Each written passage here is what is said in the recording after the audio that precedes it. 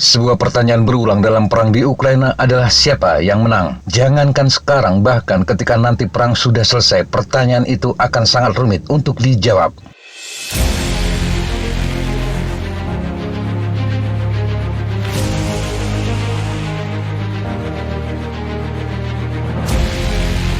Kemenangan pasti menjadi tujuan utama dari setiap penggunaan kekuatan. Tetapi jika perang adalah kelanjutan dari politik, maka politik yang mungkin memberikan tolok ukur paling cocok untuk sebuah keberhasilan militer. Tingkat kemenangan yang dicapai dalam perang dapat ditentukan oleh sejauh mana pihak yang berperang mencapai tujuan politiknya.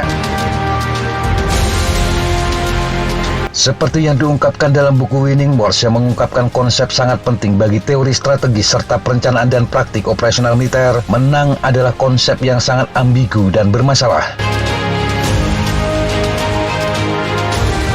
Konsekuensinya, karena berbagai alasan, penilaian atas hasil akhir dari konflik seringkali dapat diperdebatkan. Banyak dari tantangan ini mempengaruhi upaya untuk menilai kemungkinan hasil di Ukraina. Misalnya, tujuan politik sering merupakan metrik kemenangan dan kekalahan yang tidak dapat diandalkan. Paling tidak karena tujuan politik sering tidak jelas atau berubah seiring waktu. Lebih luas lagi, menang memiliki dimensi temporal yang penting. Apapun hasil dari konflik, penilaian pemenang dan pecundang mungkin berubah di masa depan. Ini sebagai akibat dari tren atau peristiwa yang belum terlihat. Sebagai misal, Ukraina mungkin bisa menyatakan menang ketika perang berakhir, tetapi beberapa tahun kemudian dia menjadi negara gagal karena biaya perang yang harus ditanggung. Saat itu definisi menang akan berubah. Atau mungkin Rusia bisa mengklaim menang, tetapi setelah itu Rusia menjadi negara terisolasi, sulit berkembang karena sanksi atau bahkan muncul perpecahan internal. Itu juga akan mengubah definisi kemenangan. Ada juga pertanyaan tentang konsekuensi yang tidak diinginkan, yakni konflik dapat memunculkan hasil jauh di luar tujuan yang dimaksud oleh pihak yang berperang. Dan ada juga masalah perspektif, kemenangan siapa yang kita bicarakan? Rusia, Putin, orang Rusia, Ukraina, atau sekutu Ukraina? Hal penting yang tidak boleh diabaikan adalah bahwa penilaian kemenangan dan kekalahan itu merupakan masalah persepsi. Dalam pengertian itu, kemenangan dapat menjadi konsep yang dibayangkan. Dan yang namanya persepsi itu dapat dibangun. Artinya, pihak yang berkepentingan dapat menciptakan narasi keberhasilan yang tidak mencerminkan realitas yang sebenarnya. Jika narasi ini dapat dijual kepada konstituen kunci sebagai kebenaran, maka itu menjadi bentuk realitas. Kita dapat melihat dengan jelas upaya untuk membangun narasi kemenangan seperti itu. Presiden Rusia Vladimir Putin berusaha membingkai ulang konflik di Ukraina sebagai perjuangan eksistensial untuk Rusia. Putin memang telah memaparkan secara terbuka berbagai tujuan politik dari apa yang dia sebut sebagai operasi militer khusus. Beberapa lebih jelas dan beberapa kurang jelas. Tetapi di sisi lain, dia melalui retorikanya dan melalui media domestik Rusia juga menciptakan dasar untuk mengklaim kemenangan yang melampaui hasil militer. Sementara di Ukraina, klaim kemenangan juga akan ada bahkan jika secara efektif mereka mengalami kekalahan militer. Bahkan sejarah menunjukkan kegagalan eksistensial dapat diterjemahkan ke dalam narasi kesuksesan yang kuat dengan daya tarik politik yang signifikan. Dalam narasi ini seringkali konteks dan cara kekalahanlah yang menentukan kemenangan, seperti yang ditujukan secara historis oleh contoh-contoh seperti mitos konfederasi tentang penyebab yang hilang atau klaim Saddam Hussein setelah Perang Teluk 1990-1991.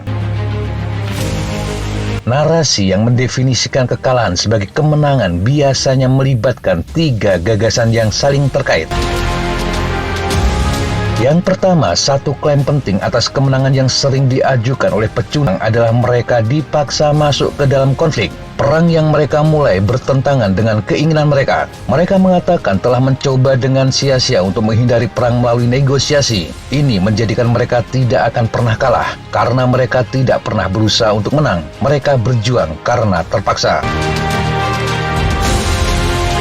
Bahkan sebelum Februari 2022, Putin telah mengajukan perspektif ini dengan alasan bahwa kemungkinan penyelesaian damai atas perselisihannya dengan Ukraina dirusak oleh Barat. Putin mengklaim konflik itu dipaksakan ke Rusia, yakni oleh ancaman yang ditimbulkan terhadap orang Rusia yang tinggal di Ukraina dan oleh agresi Amerika dan NATO untuk melemahkan kepentingan Rusia. Oleh karena itu, perang tidak dapat dihindari. Perspektif ini telah menjadi tema utama di media Rusia dan jelas selaras dengan banyak penduduk Rusia. Perang adalah tindakan yang tidak dapat dihindari dan langkah defensif dalam menghadapi provokasi NATO. Perang adalah hasil dari eskalasi NATO dan bukan sesuatu yang dicari oleh Rusia. Ukraina lebih bisa menggunakan aspek ini karena bagaimanapun faktanya mereka yang diserang, mereka hanya bertahan dari serangan. Aspek kedua adalah kemenangan moral. Ini biasanya terkait dengan penggambaran dirinya sebagai pihak yang diunggulkan. Dalam kerangka kemenangan ini bisa jadi semakin besar kekalahannya, semakin besar pula keberhasilan yang diklaim. Dalam keadaan seperti ini, fokus narasi adalah pada kelebihan yang dimiliki oleh pihak lain. Kemenangan diperoleh dengan kemampuan bertahan hidup, atau jika kalah mereka menyatakan bahwa seseorang telah berjuang dengan mulia untuk apa yang dia yakini.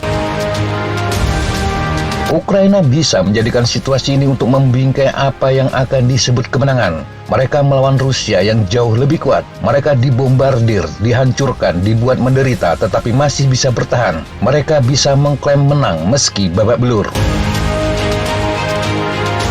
Tetapi Rusia juga bisa menggunakan sudut pandang ini. Jika diperhatikan, Rusia dengan gencar menyebarkan narasi bahwa yang mereka hadapi bukan Ukraina, tetapi NATO. Apakah NATO terlibat perang? Pasti. Tetapi apakah NATO terjun langsung ke medan perang? Itu sangat bisa diperdebatkan.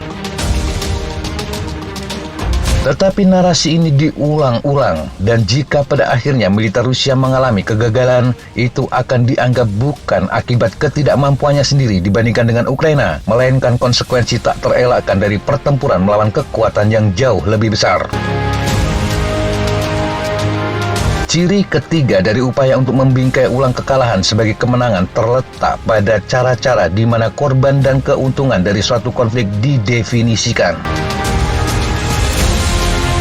Kekalahan hampir pasti mengakibatkan biaya nyata yang sangat besar dalam hal korban, kerusakan ekonomi, dan kekacauan politik. Tetapi rezim akan berupaya untuk meningkatkan nilai mempertahankan faktor-faktor yang tidak terwujud. Ini seperti kehormatan nasional atau nilai-nilai masyarakat. Dengan cara ini, korban dan biaya tinggi dari suatu konflik dapat disajikan sebagai tidak sebanding dengan keuntungan yang diperoleh, yakni mempertahankan komponen penting dari esensi nasional. Ukraina akan menjadikan apapun hasil perang ini untuk menunjukkan mereka bisa eksis. Mereka diserang dengan invasi skala penuh. Mereka menunjukkan bahwa Ukraina adalah negara dengan nasionalisme tinggi.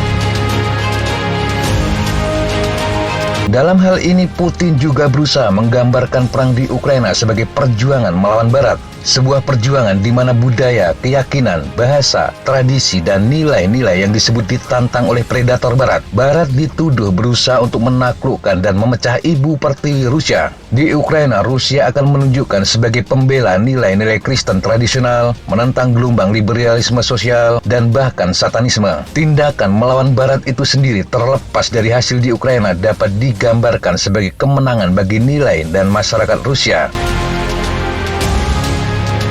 Oleh karena itu, meski perkembangan militer jelas kritis, hubungannya dengan penilaian akhir kemenangan tidak selalu langsung. Jadi tidak perlu berdebat tentang siapa yang menang, karena kemenangan itu bisa hasil dari persepsi yang dibangun dengan narasi. Dan apakah Anda salah satu korban dari narasi untuk membangun persepsi itu? Tanyakan pada diri Anda sendiri.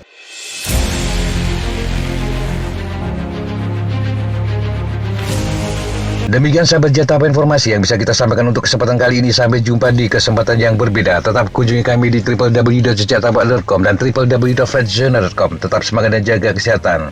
Salam Fly Like an Eagle, Fight Like a Falcon.